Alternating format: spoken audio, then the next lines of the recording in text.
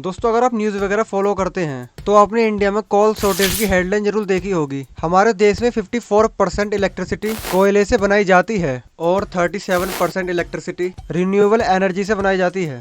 दोस्तों ये तो हम सबको पता है कि इंडिया एक डेवलपिंग कंट्री है जिसकी पॉपुलेशन 1 बिलियन से भी ज्यादा है। दोस्तों एक्सपर्ट का मानना है कि इंडिया का कोल रिजर्व 2050 तक खत्म हो जाएगा, इसीलिए इंडिया रिन्यूएबल एनर्जी पर काम कर रहा है। इंडिया की 72% पॉपुलेशन जो है वो गाँव में रहती है। उनमें से कुछ गाँव ऐसे भी हैं जहाँ पर अभी तक इलेक्ट्रिसिटी पहुंची भी नहीं है। दोस्तों इंडिया इलेक्ट्रिसिटी कंजम्पशन और प्रोडक्शन के मामले में 5th नंबर पर रैंक करता है, जिसकी प्रोडक्शन ओवर द ईयर बढ़ती जा रही है। जितनी ज्यादा हमारे देश की जनसंख्या बढ़ेगी उतनी ज्यादा हमारे देश में इलेक्ट्रिसिटी की डिमांड भी बढ़ेगी, इसीलिए रिन्यूएबल एनर्जी इलेक्ट्रिसिटी का एक अच्छा सोर्स है।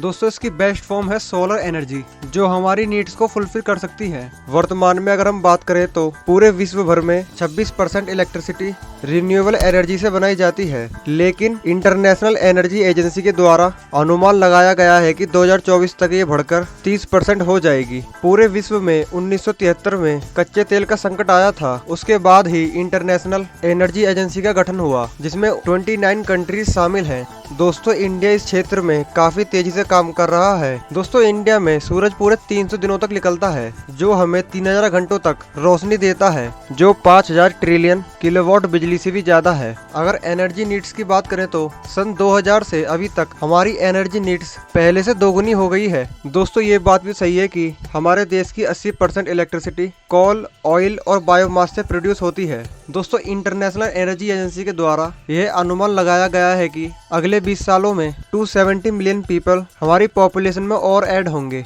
दोस्तों अगर हम इलेक्ट्रिसिटी के लिए सोलर एनर्जी का यूज करते हैं तो हम अपने इन्वायरमेंट को भी बचा सकते हैं, क्योंकि सोलर एनर्जी इन्वायरमेंटल फ्रेंडली होती हैं, क्योंकि ये कार्बन डाइऑक्साइड रिलीज नहीं करती जो हवा को दूषित करती हैं। दोस्तों ये तो हम सभी जानते हैं कि Bharat one of the most populated country है पूरे विश्व में। दोस्तों ये तो हम सबको पता है कि हमारे इंडिया में इलेक्ट्रिसिटी रेट कितने हाई है। अगर हम सोलर एनर्जी का यूज करते हैं तो हम अपनी इलेक्ट्रिसिटी कॉस्ट को भी रिड्यूस कर सकते हैं, इसीलिए सोलर एनर्जी एक अच्छा अल्टरनेटिव बन जाता है। दोस्तों सोलर एनर्जी को हम कई तरह से यूज कर सकते हैं, जैसे हीटिंग, ड्राइंग, कुकिंग और इलेक्ट्रिसिटी, जो रूरल एरियाज के लिए सूटेबल रहेगी। जैसे कि हम जानते हैं कि पूरे विश्व में कच्चे तेल और कोयले के सीमित भंडार है, जो एक न एक दिन जरूर खत्म होंगे। साथ ही साथ इसके द्वारा जो पॉल्यूशन होता है वो हमारे इन्वायरमेंटल के लिए भी खराब है। दोस्तों ये कहना सही रहेगा कि आने वाले दशक में सोलर एनर्जी का विकास जारी रहेगा। भारत दुनिया भर में उन देशों में से है जिसने 2015 से लगातार साल दर साल एनर्जी के क्षेत्र में विकास किया है,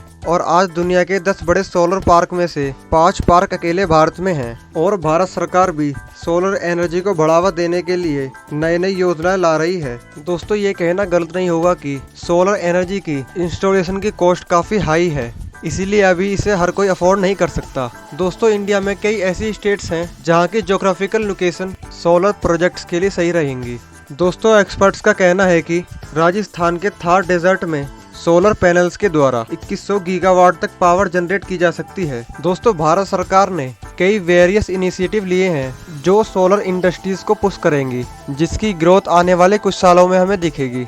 दोस्तों जैसे जैसे भारत की इकोनॉमिक ग्रोथ होती जाएगी, उसके साथ साथ इंडिया में एनर्जी की डिमांड भी काफी बढ़ेगी, इसीलिए सोलर एनर्जी पर काम करना हमारे फ्यूचर के लिए अच्छा रहेगा, क्योंकि हम सबको पता है कि हमारा कोल रिजर्व 2050 तक खत्म होने की कगार पर है। दोस्तों सोलर एनर्जी ही हमारे देश की एनर्जी रिक्वायरमेंट को फुलफिल कर सकता है। दोस्तों अब जानते हैं इंडिया सोलर कैपेसिटी के माइलस्टोन और चैलेंज के बारे में। दोस्तों इंडिया ने 10 गीगावाट सोलर कैपेसिटी को 2021 में ऐड किया है, जो कि एक रिकॉर्ड है। इंडिया में साल दर साल 200% की ग्रोथ देखी गई है। दोस्तों इंडिया की सोलर कैपेसिटी 2022 तक 50 गीगावाट हो गई है। दोस्तों इंडिया ने कमिट किया है कि 2030 तक 500 गीगावाट एनर्जी जनरेट करेंगे रिन्यूएबल एनर्जी से, जिसमें 300 गीगावाट एनर्जी सोलर पावर से जनरेट की जाएगी। इस कैपेसिटी के साथ इंडिया ग्लोबली 5th रैंक पर आता है, जो कि ग्लोबल कैपेसिटी का 6.5% कंट्रीब्यूट करता है। दोस्तों इंडिया ने 50 गीगावाट सोलर कैपेसिटी में से 42 gigawatt solar capacity grounded installation से की है, और 6 gigawatt solar capacity roof top solar यानी RTS से मिली है।